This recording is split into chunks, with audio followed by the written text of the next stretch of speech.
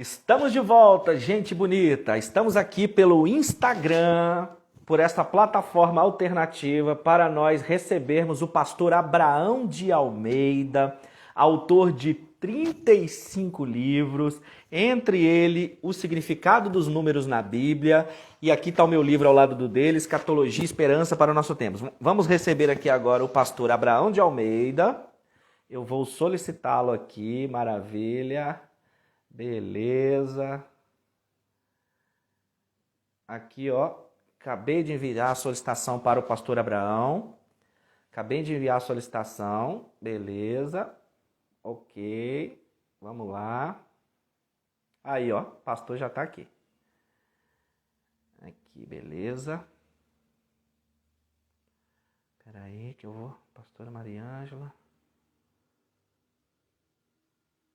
Ok. Aqui está. Pronto. Eu acabei de enviar o convite para o pastor Abraão de Almeida. Vamos recebê-lo agora para poder falar sobre uma profecia para hoje. Oi, pastor. Está de volta. Está me ouvindo, pastor? Agora parece que estamos pelo menos num novo dispositivo aqui de comunicação. Está me ouvindo? Estou te ouvindo muito bem, muito limpo. E o pastor está me ouvindo bem? Agora sim. Agora a sua voz está chegando aqui normalmente, sem problema. Graças a Deus, glória a Deus, muito bom. Pastor, deixa eu falar uma coisa para o senhor. É um privilégio estar aqui com o pastor, né? A gente sabendo que o pastor vive nos Estados Unidos, a gente pensa, puxa, o Brasil ficou aqui órfão no sentido de que o pastor está do outro lado. Mas é um privilégio, pastor, é um privilégio. Deixa eu falar para o pastor. Quando eu comecei o meu primeiro contato com a escatologia há 20 anos, ele se dá através dos seus livros, através do seu material. Inclusive, logo ali nos primeiros anos desse século XXI, eu tive acesso aos seus CDs. Aquela série de 12 CDs que narrava ali Daniel, a história, os Macabeus.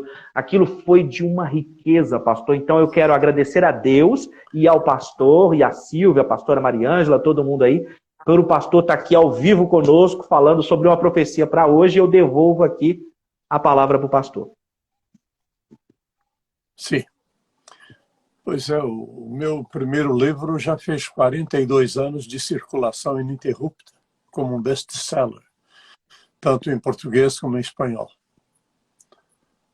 Continua tendo uma aceitação e abençoando muitas pessoas em várias partes do mundo. É um privilégio esse. E o irmão está seguindo esses passos importantes da escatologia bíblica. Precisamos alertar o povo de que Jesus está prestes a vir buscar a igreja. Precisamos estar preparados e ativos na obra do Senhor. Aliás, um dos propósitos desse meu primeiro livro foi este: animar o povo.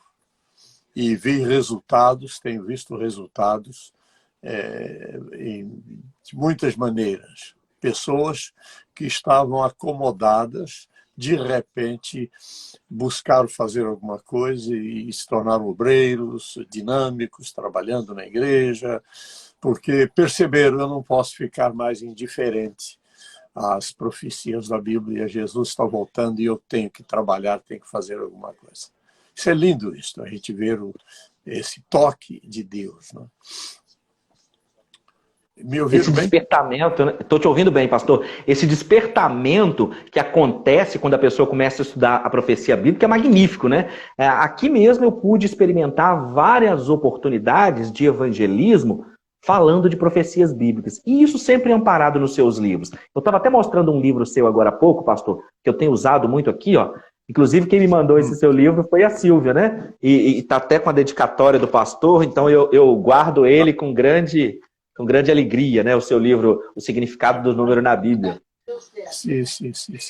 É um livro também que toca bem de perto na área das profecias, usando a gematria, a ciência dos números na Bíblia, que é um outro ponto bem desconhecido do povo evangélico em geral. mas Deus me deu a oportunidade de pesquisar este assunto há mais de 40 anos que venho estudando esse tema e só recentemente lancei o livro.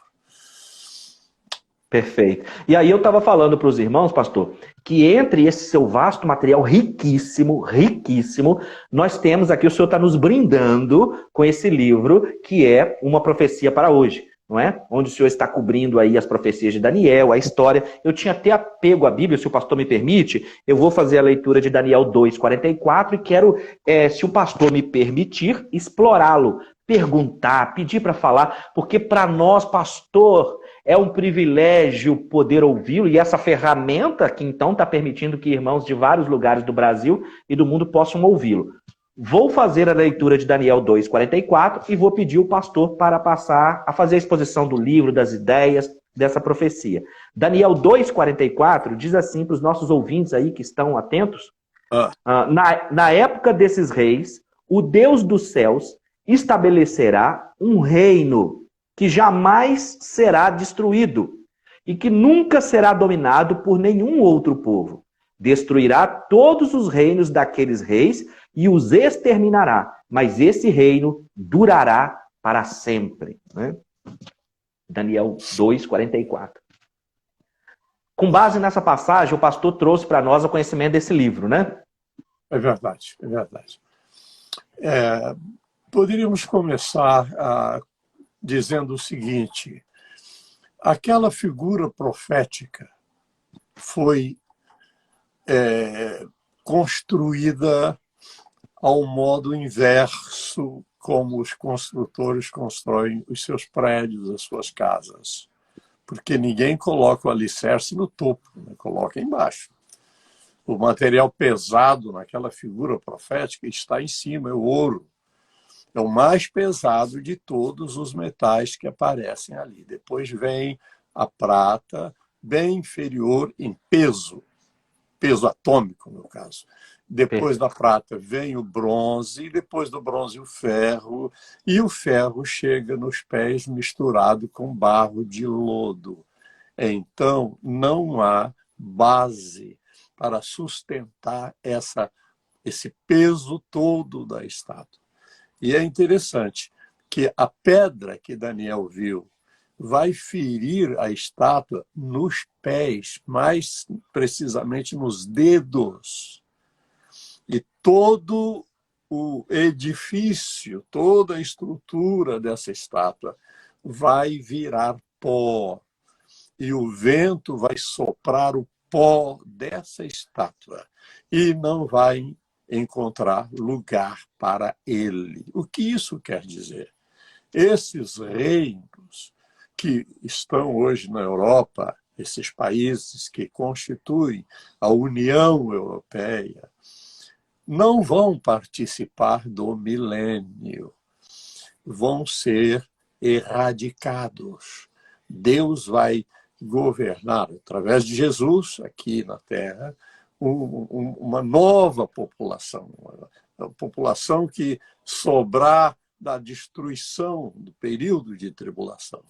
Mas as que vierem no período do milênio. Jesus vai reinar sobre este mundo, mas os povos que constituem essa União Europeia não vão sobreviver à descida de Jesus com uma pedra. Ele vem para destruir todo o reino deste mundo. Imagine o tamanho do exército que estará lá no Vale do Armagedon.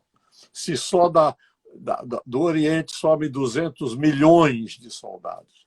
É alguma coisa que a humanidade nunca viu isto, mas vai acontecer. Napoleão Bonaparte, do alto do Megido, olhou para aquela planície toda e disse: todos os exércitos do mundo poderiam acampar-se aqui.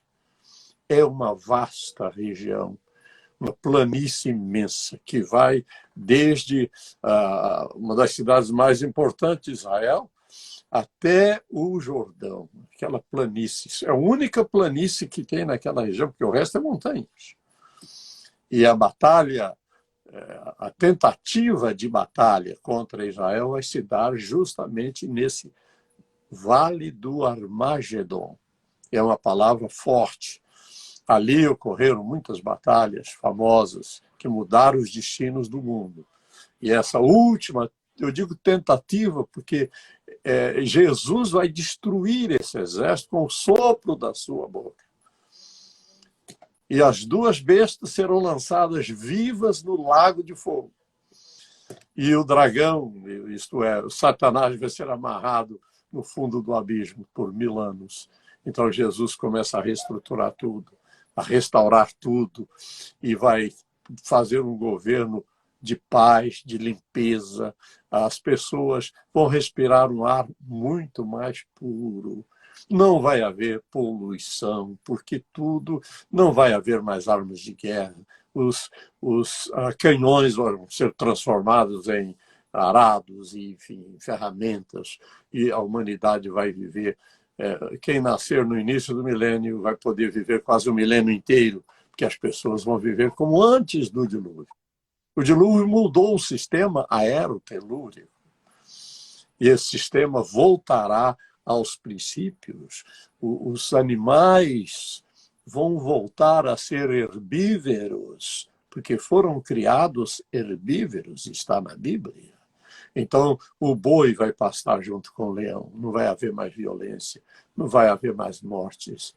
É um reino de paz, de perfeição, que só Jesus pode fazer. Nenhum governo humano tem condições de fazer o que Jesus fará. Quem pensou nisso e tentou fazer alguma coisa nessa direção foi Alexandre o Grande. Um reino de paz, sem guerras, um reino em que não houvesse mais barreiras nem fronteiras, e que todos vivessem em paz, e fundou a cidade de Alexandria, no norte do Egito, para que fosse a capital desse novo mundo. Essa era a ideia, linda ideia dos gregos. Os gregos sempre foram grandes pensadores.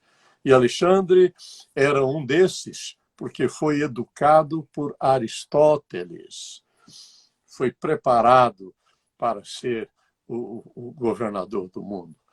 E ele fez um trabalho lindo, mas evidentemente que só Jesus poderia fazer isso, e não enquanto o pecado existisse na Terra, como existe hoje. Teria que haver uma remissão dos pecados, teria que haver uma nova humanidade.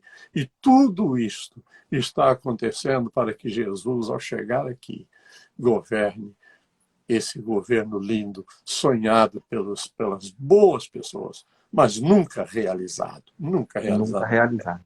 É verdade. Às vezes acontece em alguma parte do mundo. Eu conto isso num livro meu, de um povoado chamado Shimabuku, na ilha de Okinawa, no Japão, em que um missionário passou por lá e entregou uma Bíblia, evangelizou o diretor da Bíblia, diretor daquela ilha, daquele povoado. Não era, o título era diretor mesmo, não era prefeito, mas o diretor. E ele adotou a Bíblia para dirigir aquele povo. E esse povo suportou todos os males da Segunda Grande Guerra Mundial, mas permaneceu ileso, puro, limpo, seguindo os padrões da Bíblia. Algo que impressiona. Se isso aconteceu lá, isso pode acontecer numa dimensão muito maior, mundial, quando Jesus estiver reinando na Terra. Glória a Deus. Que é essa nossa profecia que acabamos de ler, né, pastor? De Daniel 2:44, nessa perspectiva do seu livro, uma profecia para hoje. E quando penso nesse tema, uma profecia para hoje, eu penso quão avançado o relógio profético, o relógio escatológico está, né, pastor? É verdade. Há um relógio do fim dos tempos em Chicago, né?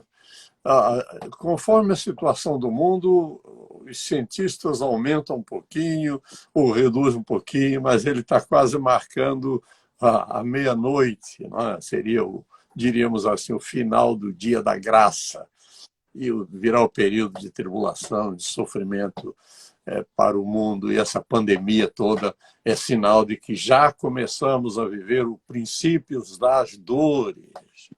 Perfeito. Jesus fala de pestes, justamente quando afirma o tempo do princípio das dores. Quando as grandes cadeias proféticas se cumprem, chegam praticamente ao seu final. Antes que venha o arrebatamento, é o princípio das dores que nós temos presente na terra. Mas quando a igreja for tirada da terra, vai acontecer o dia da ira de Deus. Não se trata da ira do diabo, mas da ira de Deus. Deus vai derramar a sua ira sobre este mundo. E nós não estamos debaixo da ira de Deus, estamos debaixo da graça de Deus. Razão porque a igreja não fica aqui na terra no governo daquelas duas bestas do Apocalipse. Ótimo, pastor. É isso ótimo. que eu ensino. Isso, e é perfeito. O pastor falou uma frase muito importante para as pessoas entenderem que esse período após o arrebatamento, esse período de tribulação, não é a ira do diabo, é a ira de Deus sobre aqueles que rejeitaram o evangelho. Né, pastor? Perfeito. Quando o pastor falou aí das duas bestas, tem até uma pessoa que está comentando aqui, que eu estou lendo os comentários dos irmãos, uma pessoa, a Ana Flor, pede assim: pastores, podem comentar a visita do Papa no Iraque? Que é uma outra coisa muito interessante, né, pastor? Aconteceu ontem e hoje, essa visita, a saída dele, aquela região que é uma região de cenário de profecia. O pastor pode comentar um pouco com a gente sobre isso? Qual o nome? O nome aqui da irmã... Eu não ouvi bem, a sua voz saiu um pouquinho entrecortada. Ah, sim.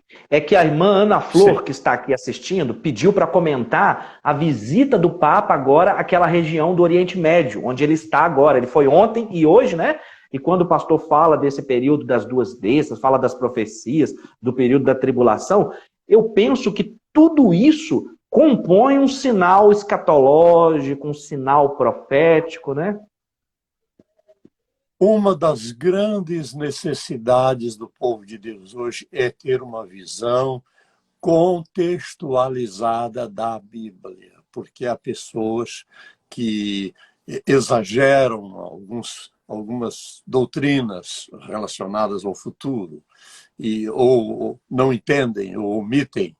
Mas quando olhamos para a Bíblia toda, dentro dessa visão geral da Bíblia, nós percebemos que as coisas estão acontecendo de fato nessa direção. Eu estava em Roma com um grupo de visitantes. Estivemos no Oriente Médio, passamos por Roma, e antes de visitarmos lá os lugares turísticos importantes da cidade de Roma, eu perguntei à nossa guia uma pergunta que eu não sei se alguém já havia feito, mas eu ouvi exatamente o que eu esperava que ela dissesse. Eu perguntei: por que a cidade de Roma não tem arranha-céus? E a resposta dela veio de imediato: nenhum prédio em Roma pode ser mais alto do que o Vaticano. O Vaticano tem que dominar toda a cidade. Exatamente foram estas as palavras daquela senhora, a guia turística na Itália, especialmente em Roma. E a gente olha para a situação hoje do mundo, o que é que está na bandeira da União Europeia?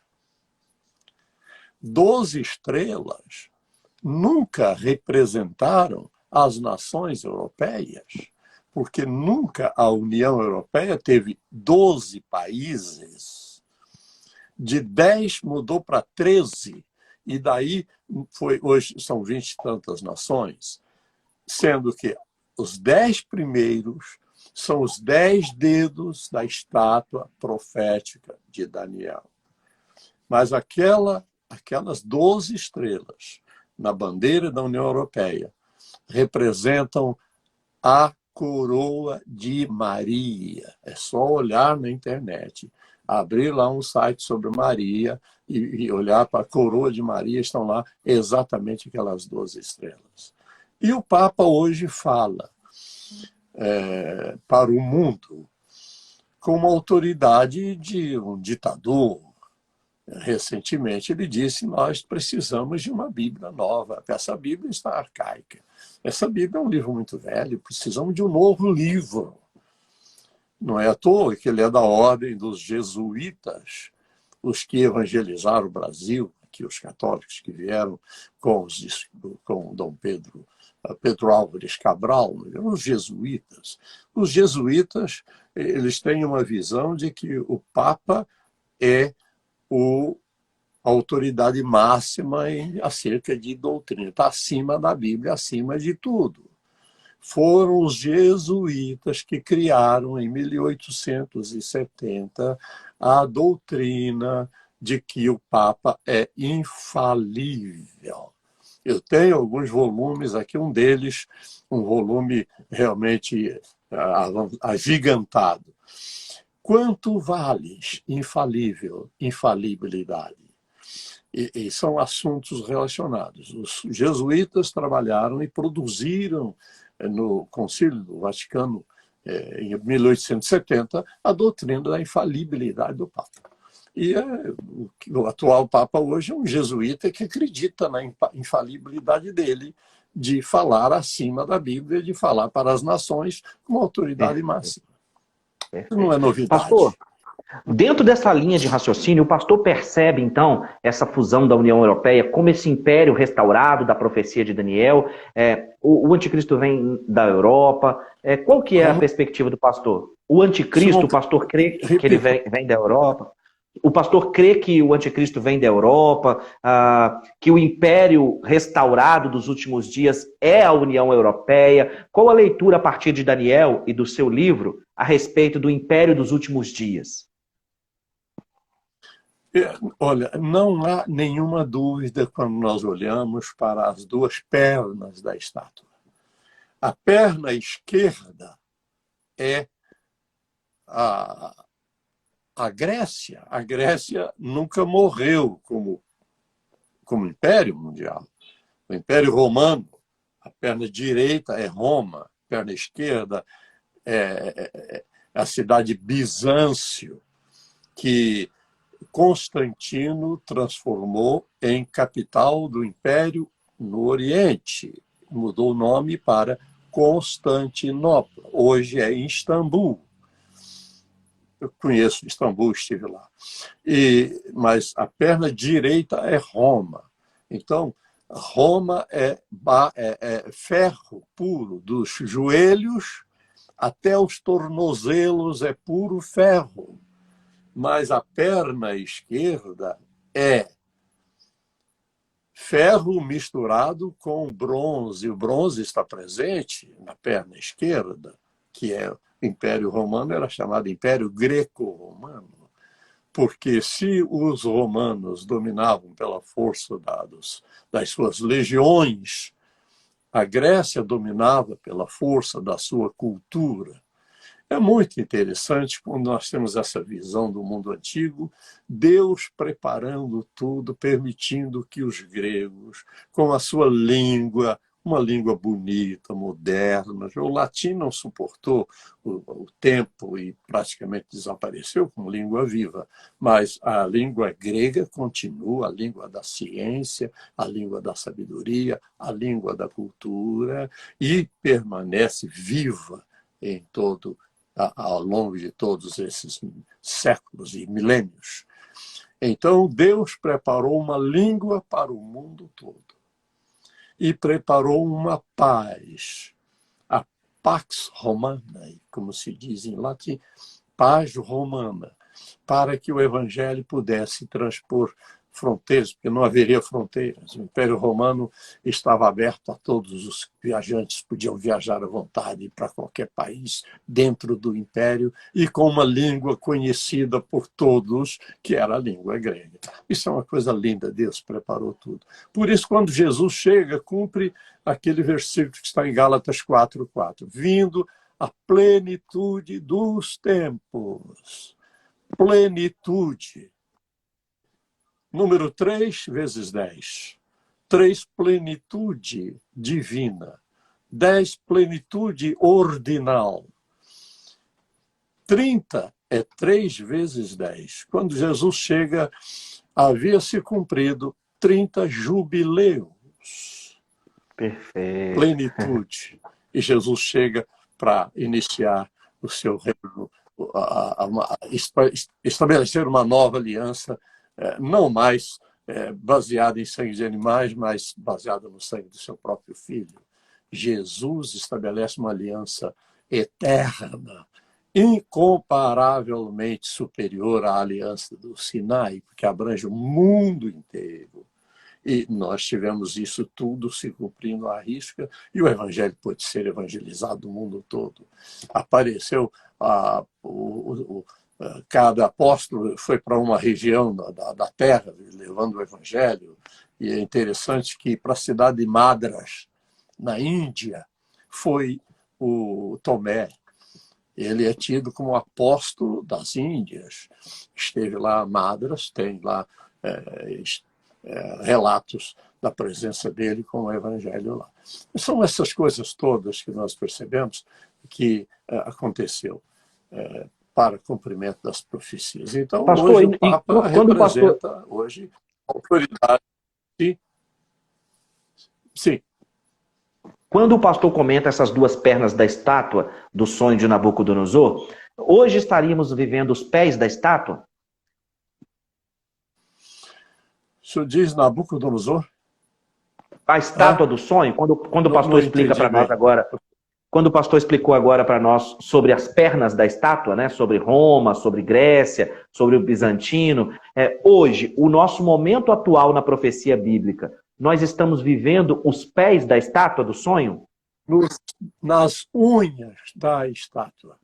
O último dedo daquela figura, daquela estátua profética, chegou no dia 1º de janeiro de 1981. Portanto, há 30 anos. Chegou o último dedo e as unhas de bronze de todos os demais dedos. Aqueles dedos, os 9 dedos que havia, não tinha unhas. Com a chegada da Grécia, que está representada pelo bronze, chega o último dedo de bronze, com unha de bronze, e surge as unhas de bronze em todos os demais dedos, os 10 dedos. Isso é precisão bíblica. De modo que Israel, a Grécia foi o 10º país a chegar. E chegou para deixar prontinha a figura profética, para que a pedra venha e destrua tudo o que o homem construiu até ali. Pastor, neste processo, Israel, a gente costuma ouvir muito uma expressão, dizer que Israel é o relógio profético do mundo, que Israel é o umbigo do mundo. Quais papéis na profecia bíblica Israel vai cumprir agora nos nossos dias? O que nós podemos esperar? Ainda se eu puder provocá-lo a falar sobre Gog e Magog.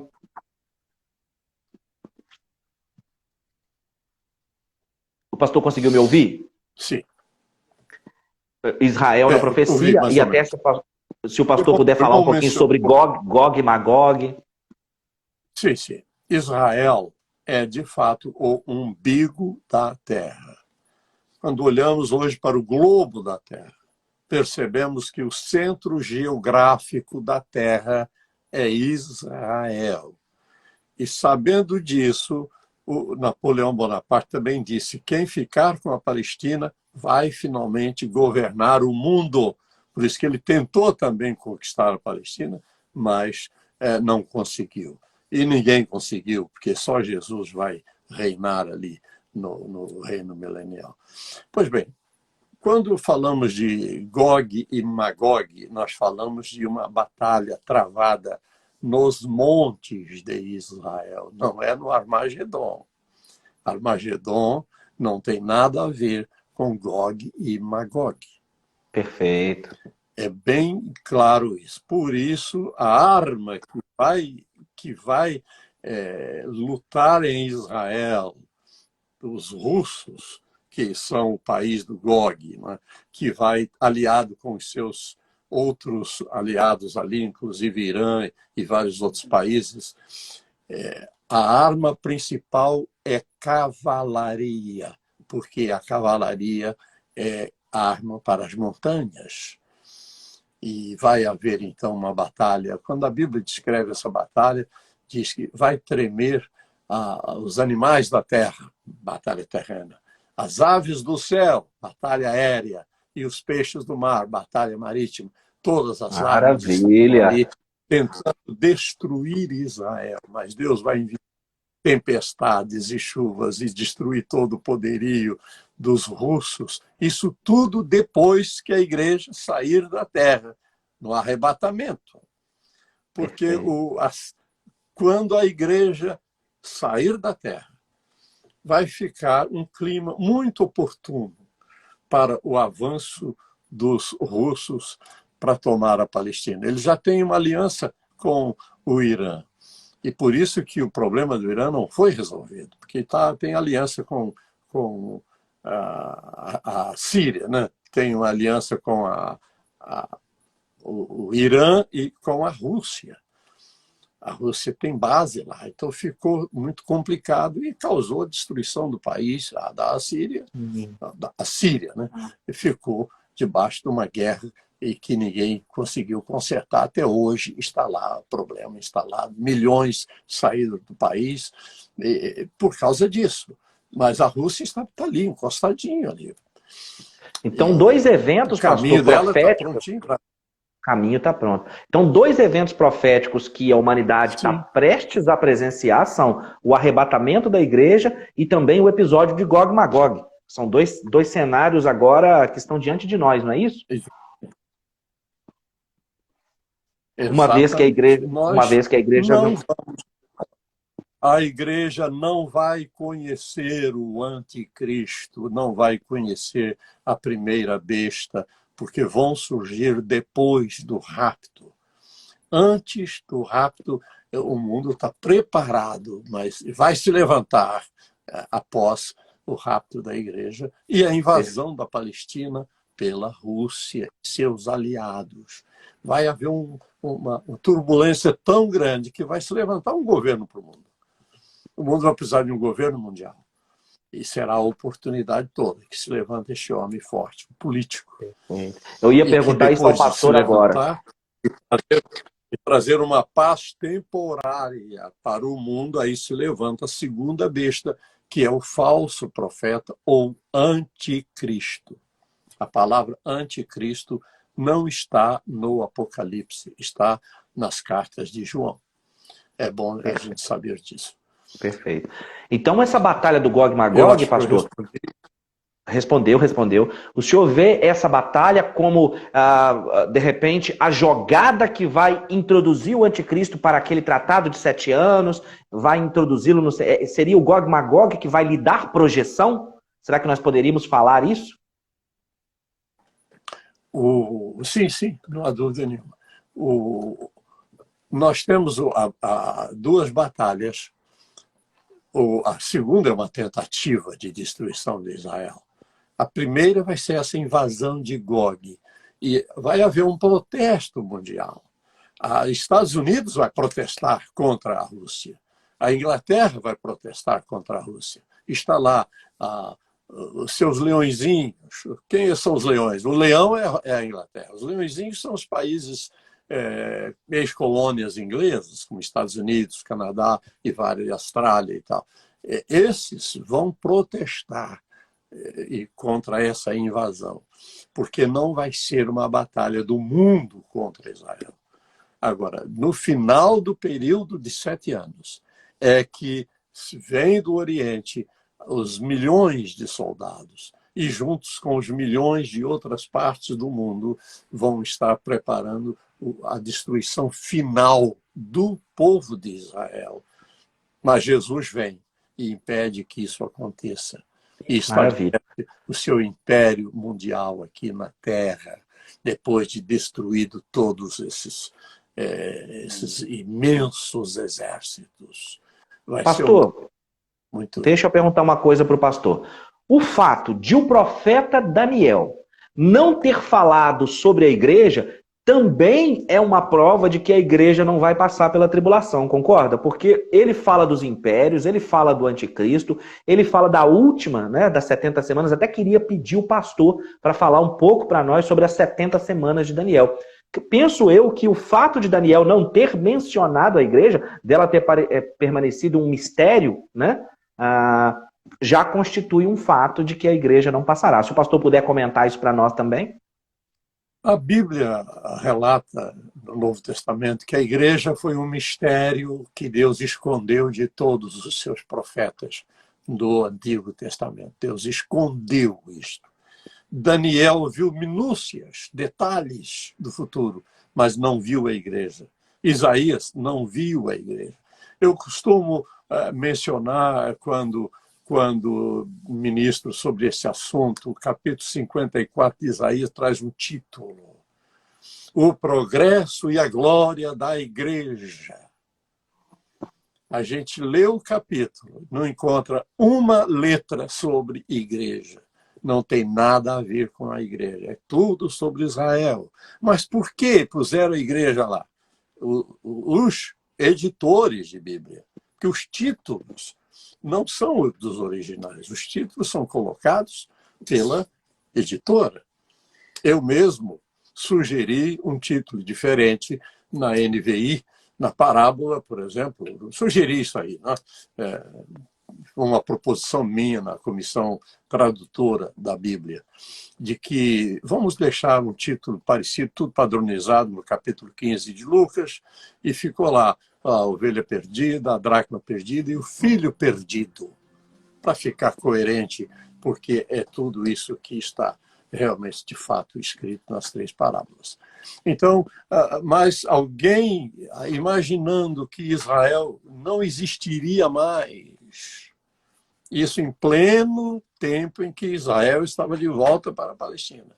Israel desapareceu, agora a igreja é o Israel. Então coloca o nome da igreja num lugar onde não tem nada a ver com a igreja. Isso para mostrar que a igreja é um mistério. E quando lemos capítulo 118 de Salmo 118, versículos 22, 23, 24, nós temos ali a pedra que os construtores rejeitaram. Quem eram os construtores? O povo de Israel. Rejeitaram o Messias, a pedra. Deus a elegeu como principal pedra de esquina, base de um novo edifício, o edifício da graça. E logo a seguir vem, foi o Senhor que fez isto, e é algo estranho, maravilhoso aos nossos olhos. Maravilhoso aqui no sentido, não entendemos isto. Por que Deus fez isto?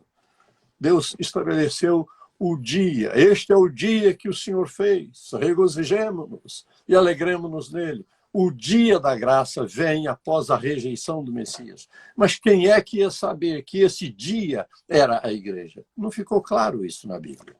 Mas quando Jesus vem, tudo isso se torna claríssimo. A igreja é um povo especial que está aqui na Terra e Deus não mistura dispensações. Perfeito. A igreja será tirada da Terra quando se converter o último membro da igreja. Quando uma pessoa no mundo se converter, formando o número pleno que só Deus sabe, a igreja vai embora. E aí Israel vai voltar. Israel está fora do seu calendário. O calendário parou para Israel quando a igreja nasceu. Deus deixou Israel de lado, por isso que eles estão perdidos. Eles não têm templos, não têm o culto deles, não têm perdão dos pecados, não têm bode expiatório, não tem nada. Mas Cristo é tudo isso para nós enquanto os judeus estão aí. Tendo o Antigo Testamento e tendo um véu diante dos olhos, não conseguem entender nada. Porque sem o Evangelho não dá para entender o Antigo Testamento. Então, pastor, a igreja será tirada antes. Amém. Então é correto dizer que no arrebatamento da igreja, o Espírito Santo ele é retirado do meio da igreja, mas não da terra, e se volta para os judeus, para os 144 mil. Exatamente. Comenta para nós isso. A missão do Espírito Santo hoje é preparar a noiva para entregá-la ao seu noivo. O papel do Espírito Santo é este. A igreja está sendo preparada. Ele é o consolador, é o fortalecedor, é aquele que guia, é o que orienta, e faz assim, preparando a hora que a igreja subir. O Espírito Santo vai continuar na terra, porque Deus nunca vai ficar sem o testemunho dele na terra. mas o tempo da graça termina no rapto da igreja. Perfeito. Tudo será mais difícil. Tudo será. Há muita gente pensando que vai haver segunda chance. Se eu não subir no rápido, eu vou ter chance.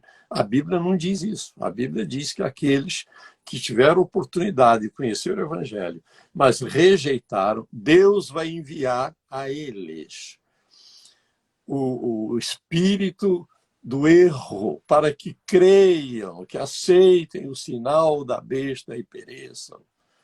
É muito sério isso aí. Muito sério, Mas, pastor, muito sério.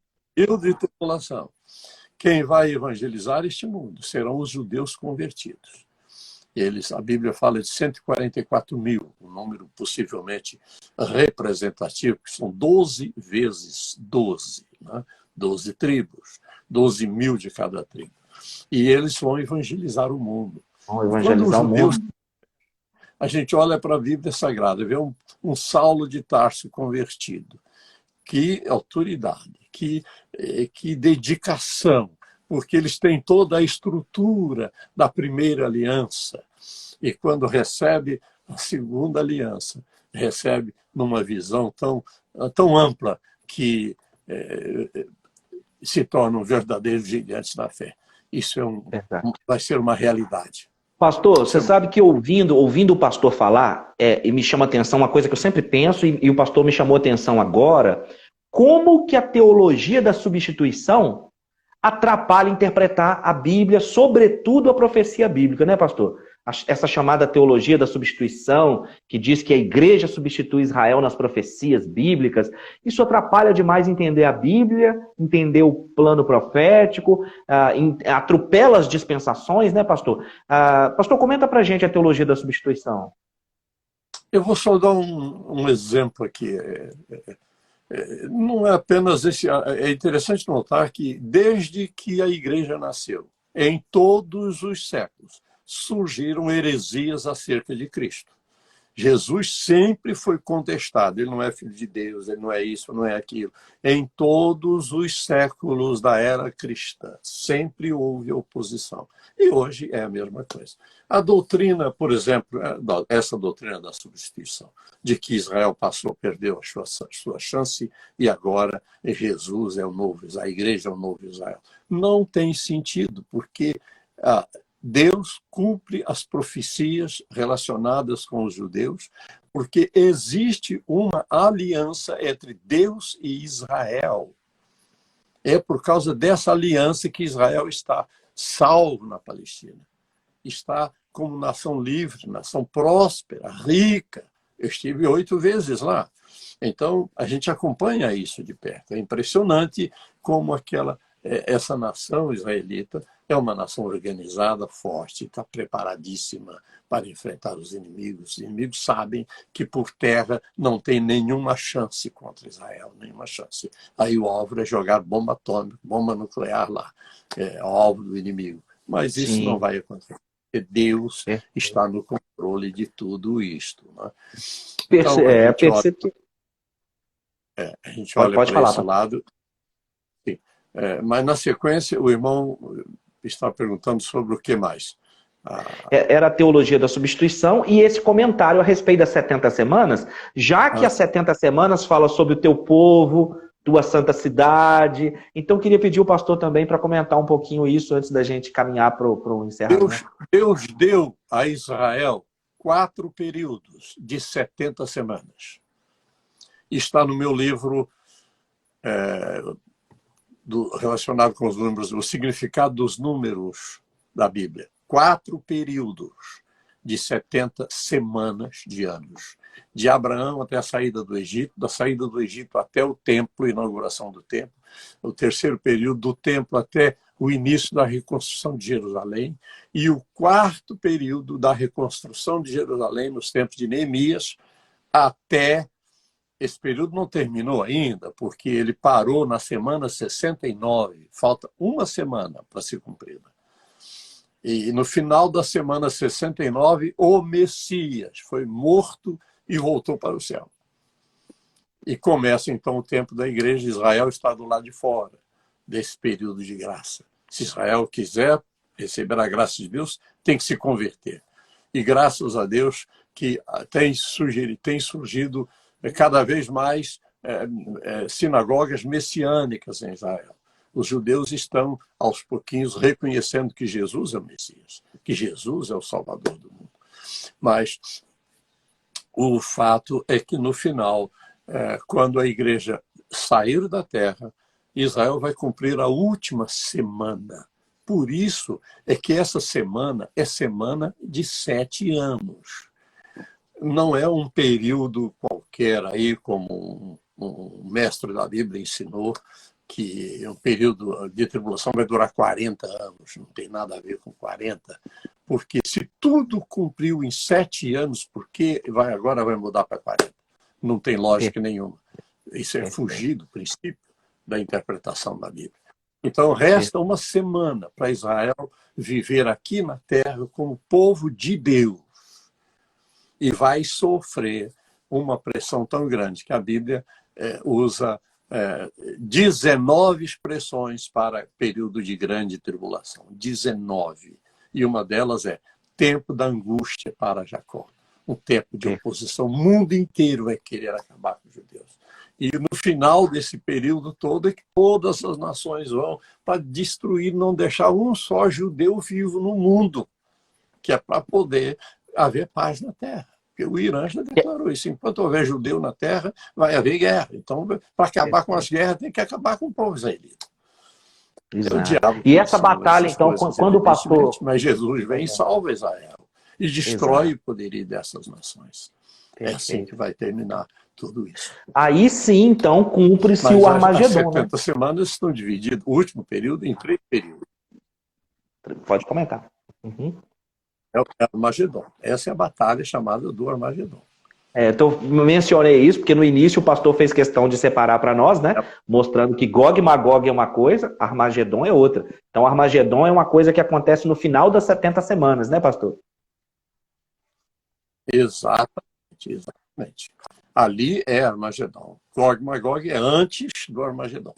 É logo assim que a igreja sai da terra, o mundo entra em turbulência e aí se levanta a Rússia para dominar o mundo, como ela sempre pretendeu isso, né, com seus aliados. Mas vai sofrer uma derrota tão grande, se tornar um país pequeno, insignificante. Mas a Bíblia vai se cumprir. Tudo isso está profetizado. E vai haver uma guerra mundial, mais nuclear, porque Ezequiel fala disso. Perfeito, perfeito. Pastor, esse momento que nós estamos vivendo... Ezequiel, enviarei... Pode comentar, pastor, pode falar. Uhum. Pode comentar a profecia de Ezequiel, não, só por favor. Ezequiel, o livro eu analiso lá. Enviarei um fogo sobre Magog e sobre os que vivem seguros nas ilhas. Ilhas, aqui são os continentes, os povos desconhecidos naqueles tempos de Ezequiel, né? Conhecidos no mundo antigo, nas proximidades da Palestina, mas o resto estava muito desconhecido, os continentes lá pela Austrália, pela América, e nada disso era conhecido. Mas isso significa que vai ser uma guerra mundial que vai atingir o mundo inteiro, vai provocar sofrimento incrível, mortandade imensa. Quando a Bíblia diz que morre 1/3 da raça humana, a gente pode fazer uma ideia. 1/3 da raça humana hoje seria mais de 2 bilhões de pessoas mortas. É alguma coisa assustadora, assombrosa. É uma coisa espantosa, né, pastor?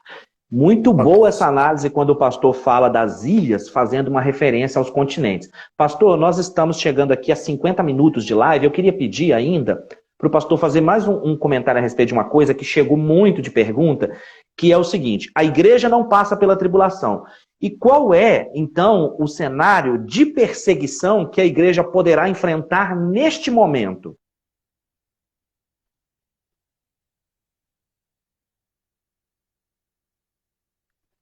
Pastor, o áudio sumiu um pouco. Seu áudio sumiu, pastor. Pastor, seu áudio sumiu. Eu não estou te ouvindo mais.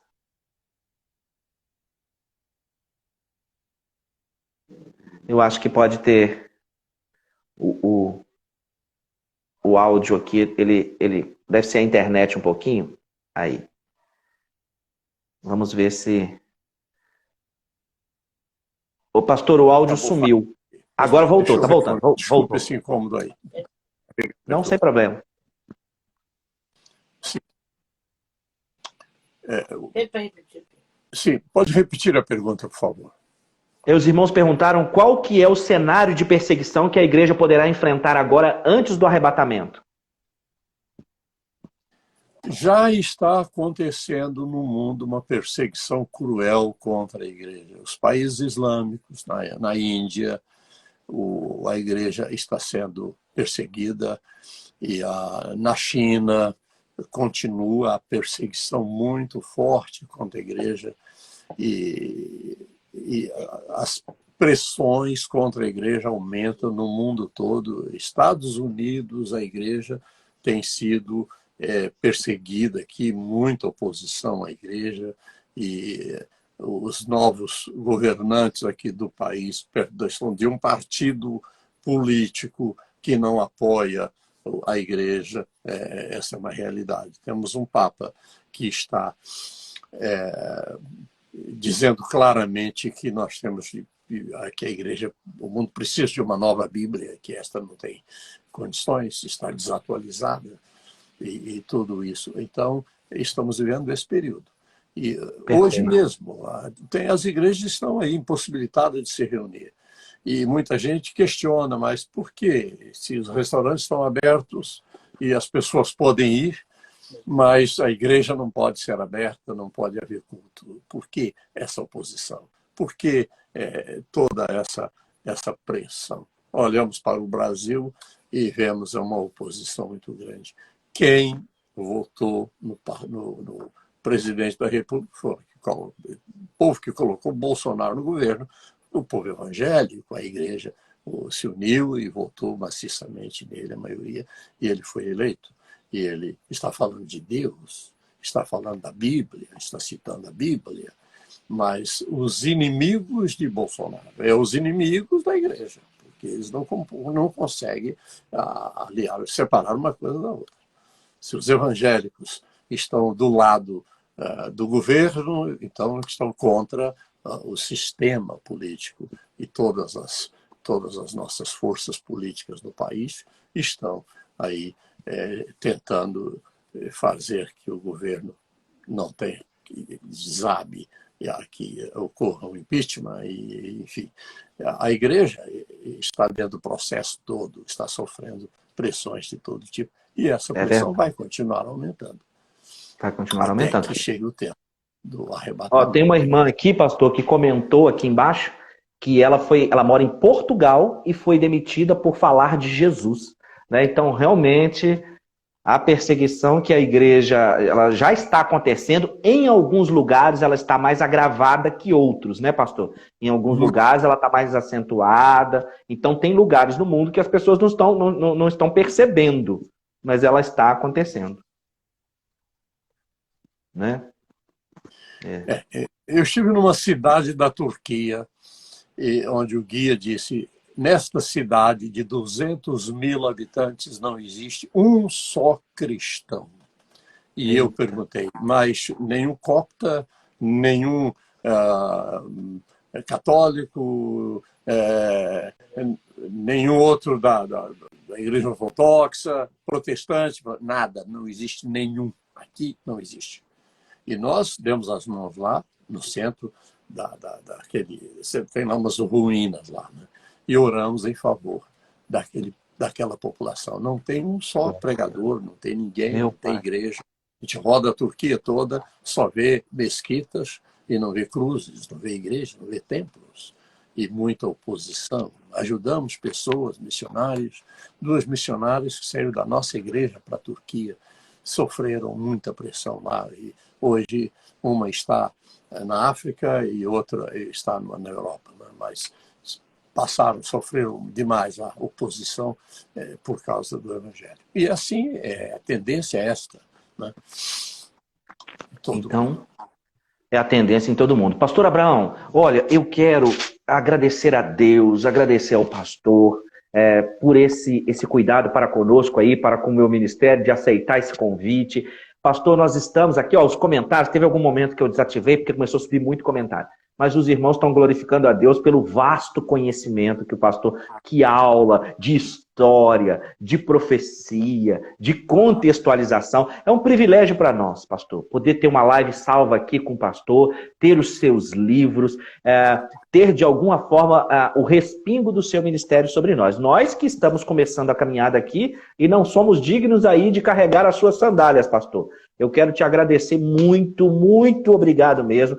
Que o Senhor te abençoe, te prospere, te dê ainda muitos anos de vida, pastor. E nós estamos caminhando aqui 55 minutos da live, então nós estamos indo para o encerramento. Queria pedir ao pastor para tecer os comentários finais também e agradecer muito, pastor. Muito obrigado. Se for possível ainda, queria apresentar aqui o meu livro, que hoje eu postei uma foto do senhor com o meu livro, ó, Escatologia e Esperança para o Nosso Tempo.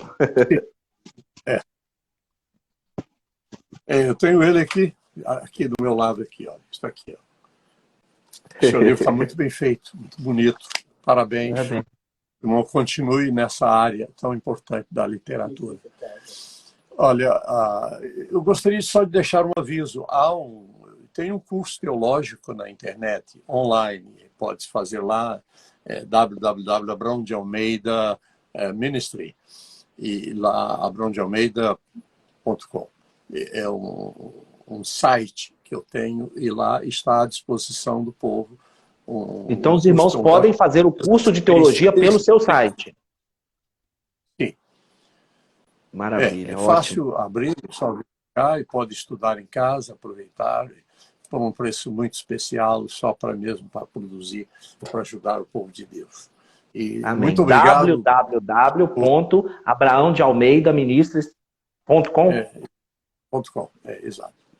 Aparece lá um nome, uma figura, e eu faço uma apresentação geral de cada matéria. São 16 matérias, e é um curso muito bom, vai ajudar a edificar muita gente. E a escatologia é uma das matérias que está presente nessa. Maravilha. Amém? Muito obrigado, Rodrigo, pela oportunidade de participar do seu programa. Eu sei que é um programa de grande audiência, o irmão tem uma influência grande nessa região de Minas Gerais. Já conheci Juiz de Fora, né? Passando por aí, mas nunca parei aí, passando assim de viagem. Mas é uma cidade grande e importante, e o irmão está aí fazendo um trabalho de grande alcance para o reino de Deus. Deus abençoe, irmão. Amém. Pastor Abraão, posso pedir o senhor para fazer a oração final para nós? A honra é toda minha, pastor. Muito, muito, muito obrigado. Muito obrigado mesmo. Queria pedir o pastor para orar para nós aqui, encerrando. Ora para nós. Orar. Pois não. Pai Celestial, nós queremos te pedir agora uma bênção toda especial para o ministério do teu servo, pastor Rodrigo Oliveira. Abençoa-o ricamente, abençoa essa ministração que ele faz, a hora da escatologia, que ele possa alcançar cada vez mais pessoas e levá-las ao arrependimento, a confiarem em Jesus Cristo, teu Filho, para que sejam salvas. Deus, opera um milagre através desse ministério do teu Filho. Abençoa a cidade onde mais se aproxima do teu filho, onde ele reside, onde ele exerce o seu ministério pastoral. Abençoa todos os seus contatos. Nós oramos agradecidos no nome de Jesus. Amém. Amém. Amém. Amém. Pastor, Deus muito obrigado. Irmão. Fica com Deus. Irmãos, obrigado por terem estado presente. Pastor, um abraço para a pastora Lucinda aí, tá? Fiquem com Deus. Um beijo grande no coração. Até a próxima. Pastor, muito obrigado. Deus abençoe vocês, gente. Vou encerrar aqui a live. Um grande abraço. Fiquem com Deus. Tchau, tchau, pessoal.